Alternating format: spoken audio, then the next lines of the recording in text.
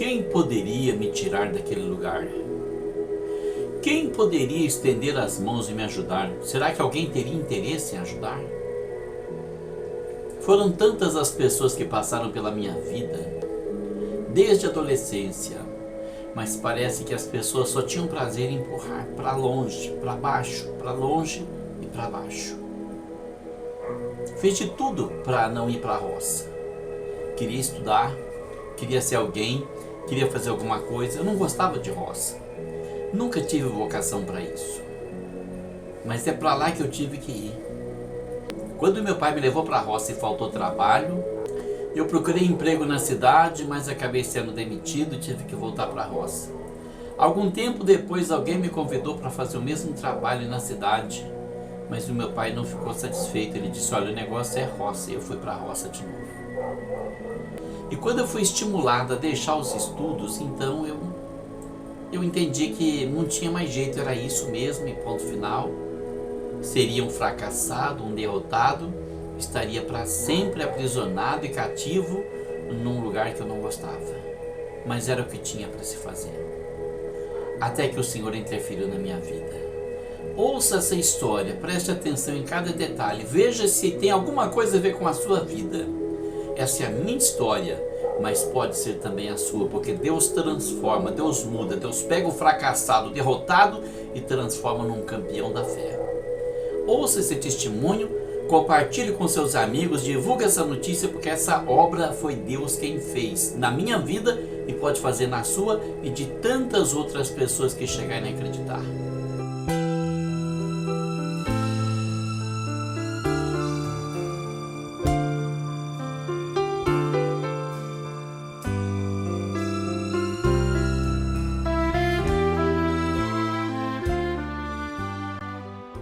Eu quero contar para vocês aqui uma história, que é a história da minha vida. Nasci no ano de 1959, na fazenda Santa Maria, no município de Terra Roxa. Vivi até os 8 anos de idade no sítio. Tudo que eu sabia de comunicação eram as conversas com a minha mãe, com os meus irmãos e alguns amiguinhos que moravam por perto, quando havia vizinhos, que nem sempre acontecia também. Mudamos para a cidade quando eu tinha 8 anos de idade. A minha família sempre foi muito religiosa e nós começamos a frequentar a casa do catecismo naquela época. Eu fiz curso de catecismo mais ou menos uns 2 anos ou 2 anos e meio. Fiz a minha primeira comunhão, decorei o catecismo e peguei um amor pela religião que nem eu mesmo sabia explicar. A palavra Deus me fascinava. Meu pai tinha um livro de rezas que contava histórias de santos e mártires e coisas fabulosas, e eu me deixava encantar por aquelas coisas, e eu tive o desejo de ser padre. Então eu disse para minha mãe que eu queria ser padre. Eu tinha 10 anos de idade. Eu já rezava a missa toda sozinho no quarto, com o catecismo na mão. Religião era a coisa que mais poderia me aproximar do que se chamava Deus. Eu recebi a visita do padre Jacó quando eu tinha 11 anos de idade, no ano de 1971. E ele me disse que era uma boa vocação. Padre Jacó era o diretor do seminário dos padres estigmatinos de Ribeirão Preto. Ele perguntou: você quer ir para o seminário? Eu disse: quero sim, senhor. Ele disse: olha, você é muito criança para ir para o seminário. Você vai esperar mais 2 anos. Vai fazer a 5ª série, a 6ª série. Quando você passar para a 7ª série, eu venho te buscar. Eu queria muito ir. E se ele tivesse me levado naqueles dias, talvez hoje eu fosse um padre. Quando eu passei para a 6ª série, eu tive um problema com a matemática. Eu não estava conseguindo assimilar a matéria e a professora me chamou e disse: olha, está tudo errado. Você precisa estudar com alguém em casa. Com quem você pode estudar em casa? Eu não tinha amizade com ninguém. Era extremamente tímido, não falava com ninguém. Se falava eram palavras entrecortadas, com medo de tudo, de todos, que eu tinha demais. Enfim, ela disse para mim na casa dela que ela ia me dar aula de matemática. Eu acabei indo, mesmo levado por um colega, porque eu tinha muita vergonha dela, de tudo, de todos. E me aproximei muito dela naqueles dias em que eu fui estudar matemática na casa dela. Mas eu era uma criança tola, sentimental, não entendia de certas coisas da vida. Era muito carente de atenção, de afeto, era muito solitário. Me apaixonei pela minha professora de matemática. Eu só tinha 12 anos de idade, era só uma criança. Mas não foi uma paixão mundana, foi um amor puro, verdadeiro, sem sensualidade, sem malícia, sem maldade. Eu terminei a sexta série e no começo de 1973 o padre Jacó foi me buscar. Eu fui para o seminário, conheci um mundo novo, totalmente diferente daquele que eu conhecia, mas alguma coisa lá não estava bem. Eu sentia falta da professora de matemática. E depois eu tive uns probleminhas com umas pessoas que estavam lá que eram muito encrenqueiras. Não cheguei a brigar, mas eu percebi que não ia dar certo. Eu pedi para o padre e o diretor me deixar voltar, que eu voltaria quando eu terminasse a oitava série. E assim, acabei voltando para casa. Não vou contar os detalhes dessa história que estão escritos no meu livro, Aquela Primavera de 1972. Se alguém se interessar, é só entrar no site Clube de Autores, digita Aquela Primavera de 1972, vocês conhecerão toda a história. O que aconteceu depois é o que realmente importa. Eu tinha 13 anos de idade quando eu voltei do seminário. Eu era muito religioso, apesar de tão novo, mas eu percebi logo que eu não poderia ser padre por causa da solidão. Quando eu voltei do seminário, o meu pai tratou de me encaminhar para a roça. Não que ele tivesse uma roça, ele era boia fria e ele me fez um boia fria também, tanto a mim quanto aos meus irmãos. E na minha família apenas eu tinha vontade de continuar estudando. O meu pai me disse, se você quiser continuar estudando, continua à noite, mas de dia você vai para a roça. Então, minha rotina mudou a partir daquela ocasião. Todos os dias às 5 horas da manhã eu me levantava e eu vestia a roupa de roça, pegava a minha mochila com uma marmita e um pedaço de pão, uma garrafinha de café ou de chá ou de suco, e ia lá para a esquina esperar o caminhão passar. Porque naquele tempo não tinha ônibus, era caminhão de turma.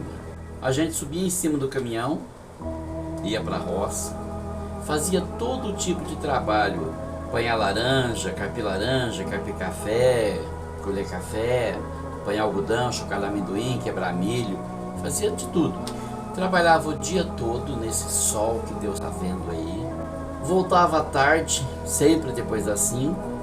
Chegava em casa tarde, tomava um banho correndo e corria para a escola, muitas vezes sem janta, porque não dava tempo de jantar. A aula ia até 11 horas da noite. Era difícil, eu era novo, mas tinha dia que eu estava muito cansado mesmo. E toquei a vida assim por muito tempo, até que um professor me desanimou de estudar, quando ele me fez reprovar antes de terminar o 9º ano. Fez eu desistir em outubro, sendo que eu tinha chance de ser aprovado. E naquele tempo, quando a gente era reprovado numa matéria, reprovava em todas, perdia tudo, perdia o ano. Eu tinha mais ou menos uns 15 anos e eu desisti de estudar porque estava cansado de trabalhar o dia todo e à noite para a escola com sacrifício e reprovar. Até quando? Depois eu não tinha perspectiva do que eu ia fazer da minha vida. Quando terminasse o 9º ano, que naquele tempo era a oitava série, o que eu ia fazer da vida? Eu não sabia.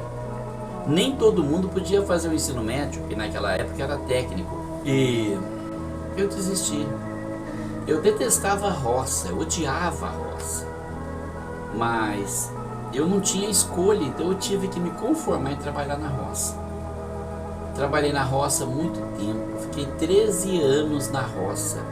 Posso dizer que foram 13 anos de escravidão, porque eu não gostava daquele trabalho, eu nunca gostei.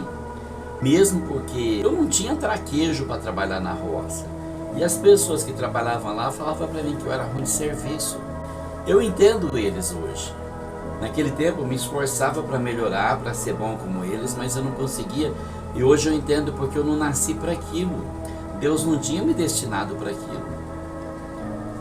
Quando eu fiz 18 anos, então eu pensei em tirar a carta de motorista e trabalhar com caminhão. Pelo menos eu escaparia da roça. Mas ninguém me deu emprego. Rodei a cidade, fui pelas fazendas aqui na cidade, na região, tanto nesse município como em outros municípios, e eu sempre ouvi a mesma coisa: você precisa ter experiência. E eu pensava, como é que eu vou ter experiência se ninguém me dá emprego? ou nunca vou ter experiência. Saber dirigir eu sabia, dirigir o caminhão de uma vez ou de outra ocasião, eu sabia dirigir. E eu tinha certeza que se alguém deixasse eu fazer um teste, eu me daria muito bem, porque modéstia à parte eu sou um excelente motorista. Mas ninguém me deu chance, parece que eles não queriam realmente me dar chance. Então eu vivi aquela vida de fracasso, de derrota, fazendo um trabalho que eu não gostava, ganhando pouco, sendo humilhado pelas pessoas, inclusive pelos próprios colegas de trabalho muitas vezes, sem poder fazer nada. Quando você não tem nada para fazer, você tem que se conformar com a vida que você tem e ainda agradecer pelo que tem. Então eu fiquei na roça depois que eu tirei carta de motorista mais 7 anos.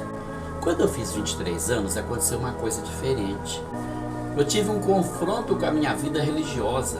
E eu passei a ler a Bíblia e conheci os mistérios da Bíblia que muita gente não conhece porque vive apenas de aparência ou porque se conforma com a religião e acha que a religião tem poder para salvar e continua naquela mesma vida, a vida toda até morrer. Mas eu queria uma mudança. É claro que eu não aceitava, eu tinha orgulho da minha religião, eu fui seminarista, eu fui congregado mariano, eu fui coroinha do padre. Eu tinha meu orgulho religioso. Eu não queria aceitar aquelas coisas que eu via na Bíblia, mas se estavam na Bíblia, eu aceitasse ou não, elas continuariam sendo verdades. Então eu resolvi enfrentar elas, mesmo enfrentando a mim. Fui meu pior inimigo, eu fui meu pior pesadelo. Quando eu comecei a frequentar uma igreja evangélica, eu passava em frente à igreja matriz e meu coração doía de saber que eu não ia entrar nunca mais ali. Eu sabia que não ia mesmo. Bom, eu só estava no começo, eu estava trocando uma religião pela outra. A minha experiência me levaria um dia a deixar as religiões de lado e a viver um relacionamento pessoal com Deus, como eu faço hoje. Hoje eu não tenho religião, hoje eu tenho uma vida de comunhão com Deus. Eu me esforço para ser amigo daquele que é meu amigo de verdade. Bom, depois que eu deixei o Senhor controlar minha vida, as coisas foram mudando radicalmente. Mais ou menos uns 3 anos depois, eu consegui meu primeiro emprego de motorista, numa empresa que asfaltou a estrada vicinal entre Viradouro e Terra Roxa. Foi o bastante para registrar minha carteira e foi um pré-requisito para que eu pudesse entrar numa das melhores firmas que eu já trabalhei na minha vida, a antiga Frutesp em Bebedouro. Quem conheceu sabe que foi uma firma excelente. Trabalhei quase 4 anos ali, caminhões seminovos, e tratamento humano e salário muito bom. Tive uma vida muito boa naqueles 4 anos, financeiramente falando. Mas as mudanças que Deus fez na minha vida, elas estavam apenas começando. Porque naquela ocasião aconteceu o plano cruzado e a economia sofreu um impasse muito grande e o país entrou numa crise tremenda e eu acabei sendo demitido daquela empresa no início do ano de 91. Fiquei desempregado por algum tempo, tentei trabalhar no comércio, não deu certo, fui trabalhar numa usina transportando cana, também não estava bom, nada estava bom. O governo Collor acabou com o Brasil, destruiu o Brasil. No início de 92 foi um pouco pior porque eu tive 6 empregos e não parei nenhum. Meu Deus, quanta dificuldade, você trabalha 1 mês para alguém, 2 meses para outro, 1 semana para outro, e 1 mês para outro, e 15 dias para outro. Meu último emprego foram 15 dias, parece que tinha uma coisa me impedindo de prosperar, de progredir no emprego que eu arrumava, porque o último caminhão que eu trabalhei, em 92, ele fundiu o motor comigo, em plena viagem, e o dono parou o caminhão, falou, não vou arrumar ele, você está desempregado. Fiquei mesmo, sem contar que em todos aqueles empregos que eu tive, nada de registro na carteira. Quando você tem filhos pequenos, alguém te oferece um emprego, olha, o emprego está aqui, mas eu não registro. Você vai falar, não, você precisa trazer comida para casa, então você vai trabalhar, e agora você não consegue se aposentar. Mas isso não importa. O que importa é que no ano de 92, eu estava empreendendo uma jornada muito ousada. Alguns amigos, inclusive da igreja mesmo, me aconselharam a me candidatar para vereador. Bom, eu não sabia se tinha chance ou não, nem se saberia fazer isso, mas eu estava desempregado e não tinha nada para perder. Era uma oportunidade que eu tinha de arranjar um emprego e também de poder ajudar as pessoas. E com toda boa vontade, eu me filiei num partido, me candidatei e conversando com as pessoas, elas diziam que iriam me dar seu voto. Então, vendo a possibilidade de ser eleito, eu não queria chegar lá na Câmara dos Vereadores sem saber o que fazer. Procurei uma escola de supletivo, eu estava desempregado, não tinha nada para fazer. Iria me capacitar para o cargo de vereador e ao mesmo tempo aumentar minha chance de conseguir arranjar um emprego. E eu fui. Fui em Bebedouro, na Hernani Nobre, e encontrei pessoas maravilhosas lá. A Fátima, o Munhoz, a Eucilene, a Carminha, a Bia, um monte de gente que me ajudou muito, me orientaram, me ajudaram. Foi como se eles tivessem segurado a minha mão e me ajudado a caminhar. Deus pôs essas pessoas no meu caminho para elas me ajudar. Eu tive que começar de novo na quinta série, que é o 6º ano, mas era por módulos. Então eu consegui eliminar os 4 anos em 8 meses. Tinha dia que eu ficava o dia todo, fazia 10, 11, 12 provas, ficava sem almoçar, sem jantar, até 10 horas da noite, estudando, fazendo prova, porque eu tinha pressa de acabar para ver se eu conseguia arranjar emprego. Bom, quando eu consegui terminar, já estava chegando a época da campanha. Saí para a rua e fiz campanha, e pedi voto, fui no palanque, falei, e as pessoas prometeram que iriam votar em mim, mas foi uma grande decepção. Apenas 60 pessoas cumpriram a palavra. E as outras pessoas que prometeram, a palavra foi como fumaça no ar. Não importa. Deus tem seus caminhos. Quando as pessoas te desprezam, Deus te recolhe. Quando as pessoas viram as costas para você, Deus abre portas para você onde só tem parede. Bom, eu tinha 2 opções: ficar com raiva de todo mundo, virar a cara para todo mundo, ou continuar estudando e mostrar para eles que eu tinha capacidade para ser mais do que um vereador. E eu escolhi a segunda opção. Falei, vou continuar estudando. Eu vou continuar estudando, eu vou provar para eles que eu tenho capacidade. Então eu voltei para a escola, fiz a matrícula no ensino médio, que também era por módulos, e esse curso eu levei 2 anos para concluir. Nessa época eu consegui um emprego, ou melhor, meu irmão Dorival trabalhava numa empresa de ônibus e ele conseguiu uma vaga para mim nessa empresa, onde eu trabalhei 1 ano e meio. Trabalhava de dia, levava o material da escola para o trabalho, porque a gente tinha muita folga durante o dia, né? Ficava muito tempo parado. Chegava na usina, limpava o ônibus e ficava livre. Então eu usava o tempo livre para estudar, pegava meus cadernos, meus livros, fazia os exercícios e à noite eu ia para a escola fazer as provas. Eu já ia até com uniforme de motorista, porque quando eu chegasse 11h15 já era hora de pegar o meu ônibus e fazer o ponto e levar o pessoal para a usina. De onde eu voltava, chegava em casa 10:50, para levantar às 5 da manhã e começar tudo de novo. Também não foi fácil, nada vem de mão beijada. Deus te dá força para fazer as coisas, mas Ele não faz por você. Ele não te dá nada pronto, Ele te dá capacidade, Ele te dá força, Ele te dá sabedoria, Ele te dá disposição e coragem para você fazer o que você tem que fazer. Mas você tem que pagar o preço. Eu paguei o preço. Nos anos de desemprego, depois que eu saí da Frutesp, houve uma ocasião, no ano de 92, aconteceu isso. Eu pagava aluguel, eu tinha 3 filhos pequenos, e nós ficamos sem recursos. E eu e a minha esposa, nós ficamos 3 dias sem comer nada. Acabou tudo. Nós arrumávamos as crianças de manhã, mandava eles para a escola para comer na escola, iam mais cedo para a escola, e eles comiam, e a gente ficava em casa tomando água da torneira. A nossa casa, sempre cheia de amigos, no tempo da fartura, esvaziou-se. Os amigos sumiram. Não sei se eles tinham medo da gente pedir dinheiro emprestado ou o quê. Eu não ia fazer isso, eu nunca fiz isso, eu não pedi dinheiro emprestado nem para o meu pai. Uma vez meu pai passou na minha casa e perguntou se estava precisando de alguma coisa, eu disse não preciso de nada. E a minha despensa estava vazia, não tinha 1 grão de arroz para fazer. Eu não ia explorar o meu pai, que já ganhava pouco, para resolver as minhas necessidades. Eu não ia pedir para estranho, muito menos ainda. Nunca fui atrás de parente nenhum, de amigo nenhum, para pedir nada para ninguém. Deus me deu dignidade para isso. Não é orgulho, né? É dignidade. Dignidade, porque as pessoas sabem que você está desempregado, não precisa esperar a pessoa vir até você e pedir. Se você sabe que a pessoa não tem, você pode ajudar, vai lá e ajuda. Seja humano. Mas se você não vai oferecer ajuda, não deve esperar que a pessoa venha até você. Isso não é orgulho, não, isso é dignidade. Eu não espero ninguém pedir nada para mim. Se eu vejo a pessoa passando dificuldade, e eu me ofereço para ajudar do jeito que eu puder. Bom, passei por essa prova e já estava lá no ensino médio, no ano de 93. Fiz todas as matérias, ficou faltando matemática, que eu levei quase um ano para terminar esse curso de matemática. Primeiro porque eu não gostava muito de matemática, segundo porque tinha outras opções, inclusive na escola abriu-se um curso de datilografia que eu mal comecei e não cheguei a terminar porque algo inusitado aconteceu logo depois. A professora de português, a Fátima, minha grande amiga, a quem eu devo muito, tenho uma enorme gratidão por ela, pelo esposo dela, por tudo que eles fizeram por mim, me chamou na sala dela e disse que ia ter um concurso de redação a nível estadual.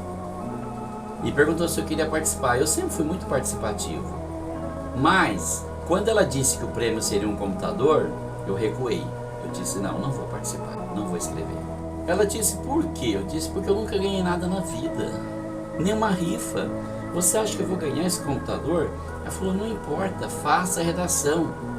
E eu pensei, o tema era difícil, o tema era ações do cotidiano para um mundo melhor. Parece que todo mundo já escreveu algo sobre isso. O que eu posso falar? Não sei, eu não tinha noção. Então eu decidi que não ia fazer. Bom, nessa ocasião eu tinha perdido o emprego. Tinha um sujeito perto da minha casa que vivia atazanando, dizendo que eu passava lá correndo com um ônibus. E isso era mentira, era um ônibus de 44 passageiros, tinha um quebra-mola perto da esquina, a esquina da casa dele era mais de 90 graus, não dava para passar correndo mesmo que eu quisesse. Mas ele ligou na empresa, o patrão tinha a mente desse tamanho aqui, mandou uma carta de advertência para mim assinar, não veio conversar comigo, não procurou saber da verdade. E eu disse simplesmente, eu não vou assinar. O fiscal perguntou, por que você não vai assinar? Eu falei, porque se eu assinar eu estou admitindo que eu estou correndo com o ônibus e eu não estou. Se você quiser saber a verdade, pergunta para os meus passageiros. Eu trocava 3 turnos de 44 passageiros. Falei, olha quantas testemunhas eu tenho para dizer se eu estou correndo ou não. Ele disse, eu não quero saber, o patrão mandou assinar, você vai ter que assinar. Eu falei, eu não vou assinar. Falei, você pode fazer outra coisa, vai me sondar. Eu falei, não vou fazer isso. Falei, então eu também não vou assinar. O patrão me mandou embora. Aí eu fui transportar laranja com um caminhão. E um dia eu levantei de manhã tão revoltado com essas injustiças, com essa dificuldade da vida, revoltado dentro de mim. Não murmurando, mas revoltado, ver tanta coisa errada e as pessoas fazendo coisa errada sem consciência, sem nenhuma sensibilidade. E eu toquei o caminhão para a roça, cheguei no pomar, os carregadores disseram, olha, você pode achar uma sombra, pôr o caminhão na sombra, dormir, porque você vai sair daqui só de tarde, não tem laranja nenhuma quase. E eu procurei uma árvore, pus o caminhão na sombra, mas eu não precisava dormir, eu tinha dormido a noite inteira. Então eu resolvi estudar, mas também não estava com disposição para ler, para escrever. Então resolvi fazer uma coisa que eu sempre gostei muito, que era um hábito. Peguei o caderno e comecei a desabafar do que eu estava sentindo. Aquela revolta toda, fui desabafando, enchi uma página. À noite eu fui para a escola, a professora Fátima me chamou, perguntou se eu tinha feito a redação, falou, escrevi uma coisa que eu não sei se serve. Ela pegou e olhou e falou, nossa, é perfeito, é isso que eu estava procurando. Ela corrigiu, o marido dela datilografou, porque naquele tempo nem a escola tinha computador. Mandaram para São Paulo e, pasmem, peguei o primeiro lugar entre 6 milhões de candidatos. O tema, ações do cotidiano para um mundo melhor. Eu vou estar disponibilizando para você aqui a leitura dessa redação. Ações do cotidiano para um mundo melhor. Sempre me pergunto por que as pessoas são tão insensíveis, por que a guerra, por que o ódio, destruindo tantas coisas belas e maravilhosas. Por toda parte só há maldade, inveja e egoísmo. É incrível notar que depois de tanto progresso científico, o homem ainda não aprendeu a viver em paz com o seu semelhante. Isto porque não sabe o valor que o ser humano tem. São pessoas que aprenderam a seguir o impulso dos seus instintos, só pensam em si, na satisfação dos seus prazeres, sem se importarem com o que sofrerá o seu próximo, com as consequências dos seus caprichos. Precisamos ver o mundo não como se estivesse à nossa disposição para dele desfrutarmos, mas vê-lo como que precisando dele, não podendo perdê-lo por nada, pois tudo é importante para nós. Sempre disse que o maior problema do mundo é a incompreensão. Esse é o mal do mundo porque visamos somente os nossos interesses. Há falhas e erros no ser humano, não vou negar, mas se todos temos falhas, por que não ver que há um porquê para tudo que acontece ao nosso redor? A sensibilidade nos ajuda a viver bem e em paz. Ser cordial e amigo, ser solícito, o que não é nenhuma humildade, mas sim nobreza, pois quem é o maior, o que está doente ou o que o serve? E sempre nos sentimos bem e felizes quando alguém precisa de nós. As pessoas procurar-nos-ão com maior confiança e liberdade quando souberem que podem contar conosco. E se o mundo resolver sentir a necessidade que temos de pessoas amigas, começar a se olhar nos olhos, não com crítica, não com censura, não com ar de autoridade ou posse, mas com sensibilidade e amor, dando-se as mãos, começando a compreender as falhas uns dos outros, dando a cada um o direito de viver a sua vida, aprendendo a servir uns aos outros, então o mundo será um mundo de paz e tornar-se-á um refúgio mais alegre, mais doce, e a vida será muito mais fácil de viver. No final daquele ano, a professora Fátima ligou na IPTV e disse para eles que tinha uma reportagem para eles fazerem em Viradouro. A IPTV veio. Eu estava trabalhando com o meu último caminhão, o último caminhão que eu trabalhei. E eles saíram comigo na pista, fizeram algumas filmagens e produziram a reportagem no vídeo que você vai ver agora. Tarde para recomeçar continua valendo. Um exemplo está em Viradouro. Um caminhoneiro resolve voltar a estudar e acaba ganhando um concurso de redação que reuniu gente de todo o estado. Agora o próximo passo é a faculdade. O motorista Miguel Rodrigues da Silva, 35 anos, nem se lembra mais da primeira vez que entrou num caminhão. Para o homem simples da cidade de Viradouro, que viu a vida passar carregando laranja, as estradas da região de Ribeirão Preto já não têm nenhum segredo. Miguel sempre gostou da estrada, mas também nunca escondeu o desejo de ir adiante, além do que o volante lhe permitia. Mais do que simples realização pessoal, o objetivo que ele passou a perseguir com esforço redobrado é uma vida melhor para a família. Miguel retomou os estudos cursando o supletivo da 5ª série ao 3º colegial. Os últimos 3 anos ele passou dividido entre a família, o trabalho e a escola na cidade vizinha de Bebedouro. Aluno aplicado em português, Miguel apostou num concurso de redação promovido pelo Instituto Liberal de São Paulo, uma instituição cultural sem fins lucrativos. O tema foi Ações do Cotidiano para um Mundo Melhor. E as 26 linhas que Miguel escreveu à mão lhe valeram o primeiro lugar entre centenas de candidatos. Como prêmio, um microcomputador e, de quebra, uma bolsa integral para o curso de letras numa faculdade particular de Bebedouro. Se o Miguel tivesse concluído o seu curso na época certa, ele hoje já estaria muito mais avançado do que está.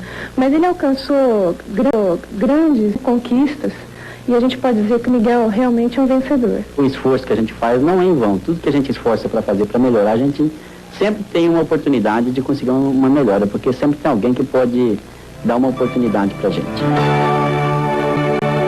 O prêmio dessa redação foi um computador. Era um computadorzinho bem fraquinho. Para quem entende de configuração, era um 386, tela preto e branco. Ele tinha 8 MB de memória e ele tinha 160 MB de HD. Era bem fraquinho mesmo. Eu não sabia utilizar o computador, eu não sabia nem para que servia o computador.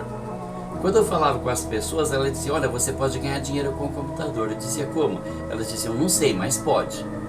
Mas como assim? As pessoas falam as coisas sem saber, sem noção. Bom, eu não sabia o que fazer com o computador. E na época ele valia um dinheiro muito bom. Pensei, vou vender esse computador e comprar um carro, uma moto, alguma coisa, porque eu estava sem carro já fazia muito tempo. Eu tinha vendido meu carro em 1992, durante o desemprego, para poder comprar brinquedo e comida para os meus filhos. Ia chegar no segundo Natal que eu estava desempregado e eu não queria que eles passassem aquele aperto. Então eu vendi o carro pela metade do preço, que foi o que me ofereceram, porque o mundo é cheio de abutres. A pessoa sabe que seu carro vale 20 mil, mas que você está desempregado, ele vai lá e te oferece 10 mil. Você está precisando, você aceita, joga o que é seu fora para poder cuidar da sua família. Mas isso não é uma atitude correta para quem está comprando. Se vale 20, paga os 20. Você paga o 20 para uma pessoa que não está desempregada. Por que para o desempregado você quer pagar 10? Isso é aproveitar, isso é covardia. Mas enfim, eu não tinha outro jeito, aceitei a proposta. Vendi o carro por 9.500 na época, valia uns 16. Fiquei muito tempo sem carro, era a chance de ter outro. Ou uma moto, se não pudesse ter um carro. Mas aí, o Munhoz me deu um conselho. Ele disse, você vai vender o computador? Eu disse, vou. Ele disse, não faça isso. Vai ser um grande prejuízo. Eu disse, olha, eu não sei usar computador, eu vou vender. Vou aproveitar esse dinheiro com outra coisa. Ele disse, não vende não. Eu disse, eu vou vender sim. Eu era teimoso, mas um teimoso inteligente. Aí ele disse, você vai vender mesmo? Eu disse, vou. Ele disse, tá bom. Então faz o seguinte, busca o computador, leva para sua casa, monta ele, fica com ele 3 meses, depois você pode vender. Eu disse, tá bom, vou fazer isso. Fomos à premiação em São Paulo, no Parque do Ibirapuera. O prefeito de Bebedouro, o senhor Hélio Bastos, concedeu um ônibus para levar não somente a mim e minha família, mas foi toda a turma da escola, as pessoas que foram prestigiar o evento, e nós fomos lá. Eu trouxe o computador e eu não sabia montar, então chamei um técnico, pedi para ele montar o computador para mim. Ele também não sabia muita coisa, coitado, ele era técnico, estava dando aula de computação, mas não sabia nada de programa de computador, ele só sabia montar e desmontar. Então ele montou lá o computador, ligou os cabos, ligou ele e digitou date e time, 2 comandos que mostram a data e a hora. Foi o que eu vi ele fazer e eu fiquei repetindo isso muito tempo. O computador não tinha nenhum programa, só o MS-DOS 6.22, e veio com 3 disquetes do sistema. Não tinha nenhum outro programa. Então eu ligava o computador, olhava para aquilo, eu só sabia digitar aquilo porque eu não sabia de nenhum comando. Era todo em inglês, a tela preta, e se você errasse um parâmetro, seja um ponto, um espaço, uma letrinha, ele cancelava, você tinha que começar tudo de novo. Aí o meu amigo, professor Munhoz, me trouxe uma apostila do MS-DOS, que ele conseguiu com o irmão dele. Ele me deu essa apostila, eu levei ela para casa e comecei a passar comando por comando, fui fazendo experiência. Naquele computador eu aprendi informática. Quando eu descobri o comando edit do DOS e vi que eu poderia escrever um texto ali e deixar o texto gravado no computador, eu fiquei encantado. Então ali eu imaginei a minha chance de realizar um sonho de criança, escrever um livro. Naquele programinha eu escrevi o meu primeiro romance. Hoje, na graça de Deus, eu tenho 14 livros escritos e 13 publicados. E o 14º livro está prestes a sair, já está pronto, só está esperando o prefácio para mandar para a editora. E devo tudo isso a Deus. Não parou por aí. Naquele computador eu aprendi informática, sem ter nenhuma aula de computação. Eu, computador, apostila e Deus abrindo a minha mente para aprender. Eu fui aprendendo todos os programas que foram surgindo depois, fui conseguindo mais programas com uma pessoa, com outra. O Thiago Pignoni me ajudou muito, devo muito a ele. O Munhoz me ajudou bastante, me trouxe até um programinha de gráfico, o Pre-Shop, que na época funcionava num disquete. E eu me tornei instrutor de computação sem nunca ter feito nenhum curso.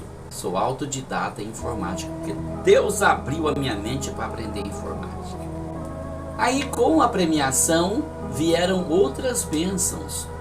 Trabalhava na escola uma professora que era secretária da faculdade e ela me conseguiu uma bolsa na faculdade.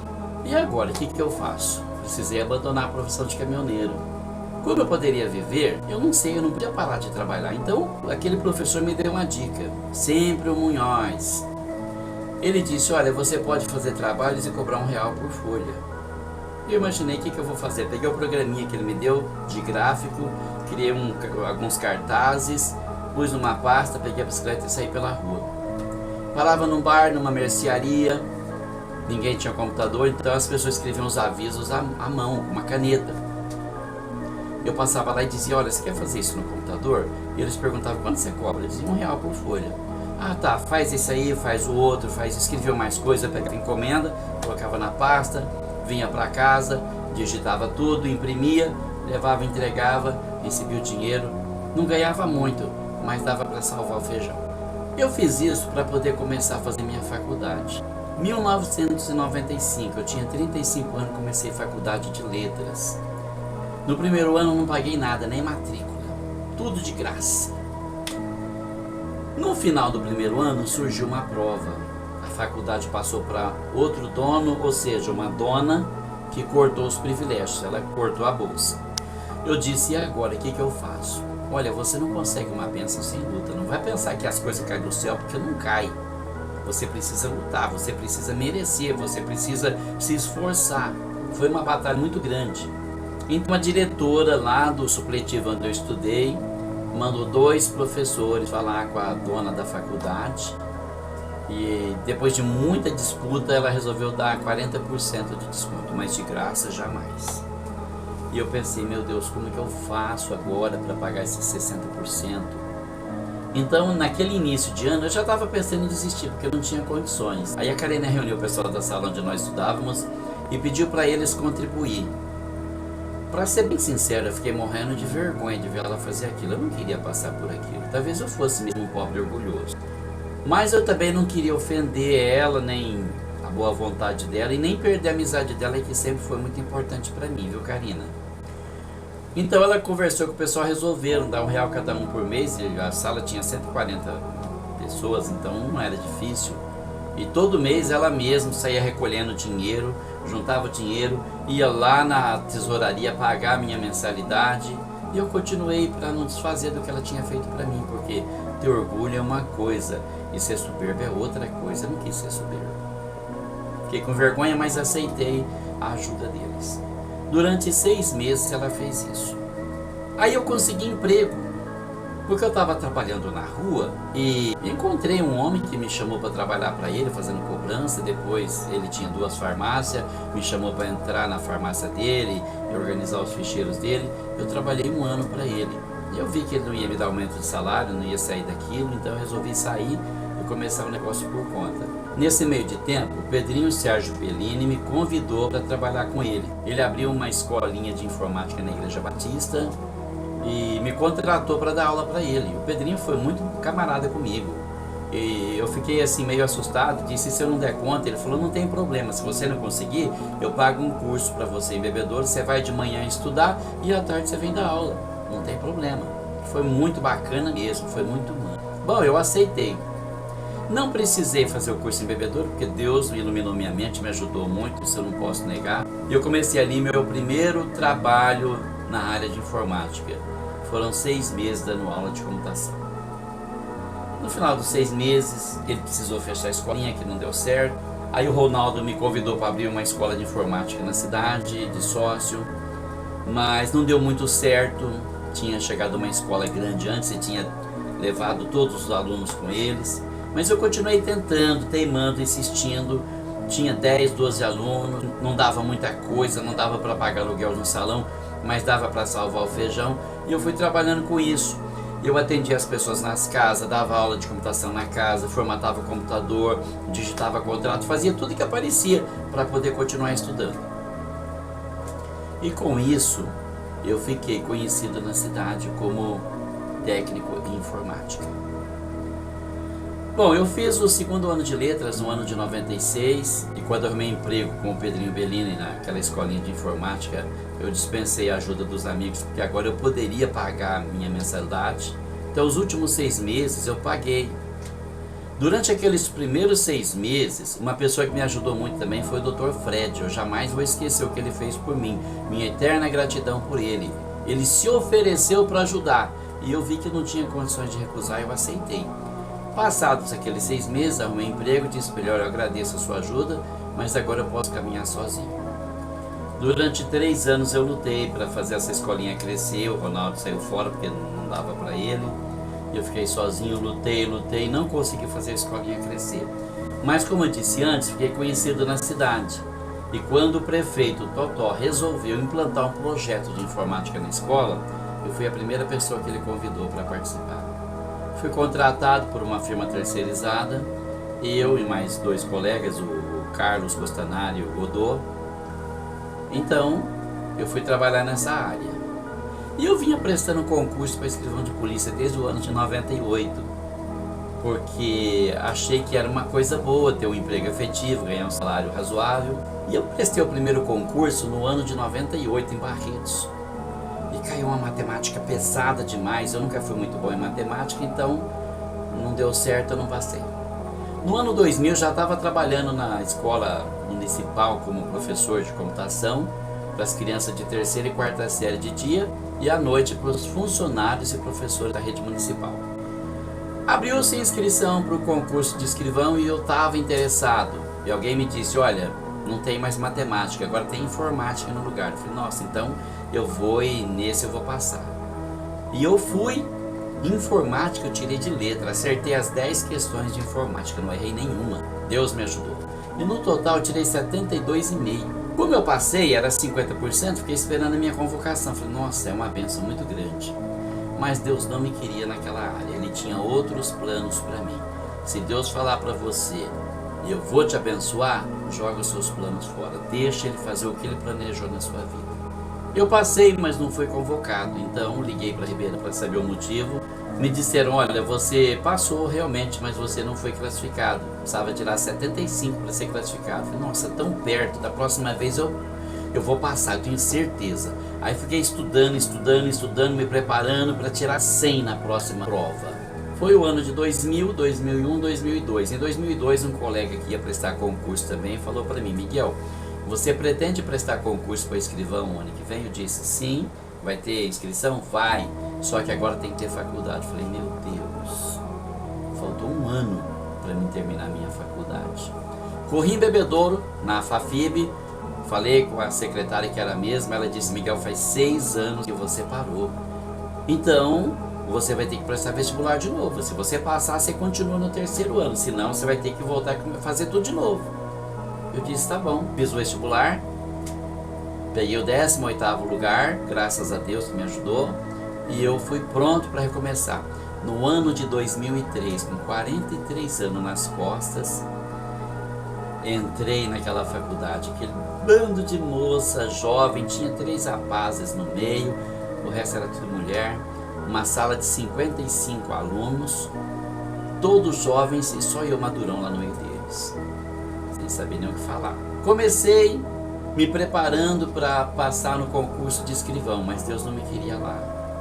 Quando chegou o mês de setembro, visitando meus amigos lá no supletivo, que eu nunca esqueci, uma professora amiga minha me falou, olha, vai ter concurso para professor no final do ano, você faça a inscrição. Eu disse para ela, eu não quero ser professor, eu nunca sonhei com isso. Mas é efetivo, eu falei, não quero saber. Passou. 2 semanas depois eu voltei lá e um outro professor amigo meu falou, Miguel, você já fez a inscrição para o concurso? Eu falei, não, eu não quero ser professor.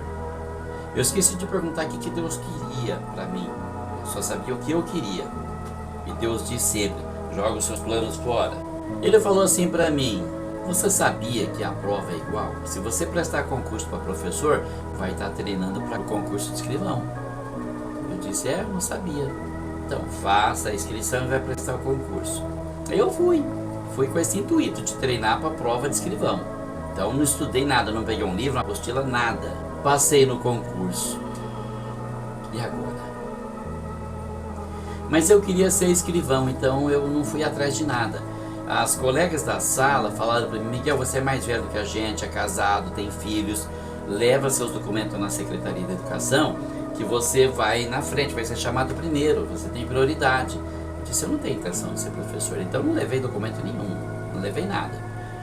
Mas aí veio a convocação em 2004, eles foram chamados e eu não fui. Continuei dando aula de computação na escolinha, perto de casa, trabalho que eu gostava, só não era efetivo. Mas fazer o quê? Nem tudo é perfeito, né?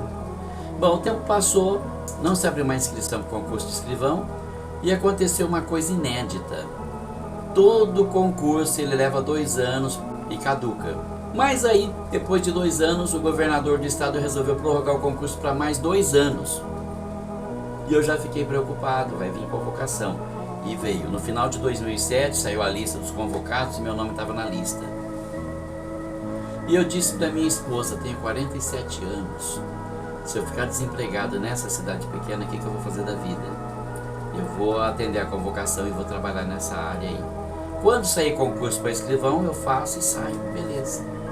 Então eu fui atender a convocação, fui para Hortolândia e acabei pegando gosto pela profissão. Fiquei 4 anos em Hortolândia, pedi remoção, vim cair em Cravinhos, peguei a cidade bebedora pelo artigo 22 e depois pedi remoção no final daquele ano e fui para Pitangueiras, onde eu dou aula até hoje. Já 7 anos naquela escola, indo para 8.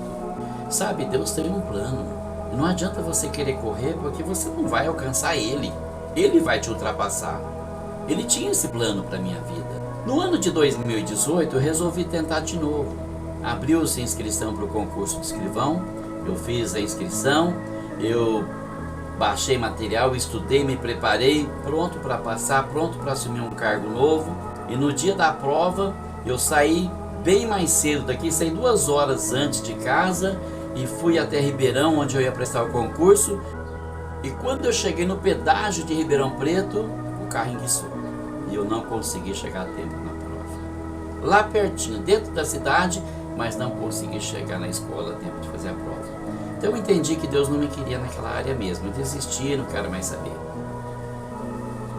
Agora eu trabalho como professor na escola Orminda, de Pitangueiras. E Deus tem me abençoado muito, me dou muito bem com os meus alunos, conheço todo mundo ali, me dou bem com os colegas também, gosto do que eu faço, amo minha profissão, faço tudo que eu posso para glorificar o nome do meu Salvador. E Deus tem me abençoado dessa forma. Hoje eu tenho 13 livros publicados e um escrito que está prestes a ser lançado, como eu disse antes. Meus sonhos foram realizados. Eu saí da roça, não tem perigo de voltar mais para a roça. Tenho certeza que Deus me arrancou de lá, me conduziu pelo caminho, fez essa obra na minha vida. Então eu quero te perguntar só uma coisa: o que é que Deus precisa fazer para você entender que Ele pode realizar os teus sonhos? Ou o que é que você tem que fazer? Abrir o seu coração, abrir a sua mente, deixar Deus te conduzir pelo caminho, parar de ditar as regras, jogar os seus planos fora, perguntar para Deus o que é que o Senhor quer de mim, porque o que o Senhor quiser eu vou fazer, e assim o Senhor vai ter liberdade para trabalhar na minha vida.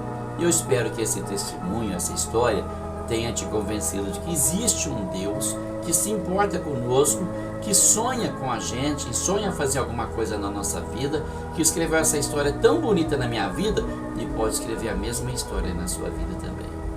Deus abençoe você, sua família, e Deus abençoe o Brasil. Que Deus abençoe o nosso presidente Bolsonaro, em nome de Jesus.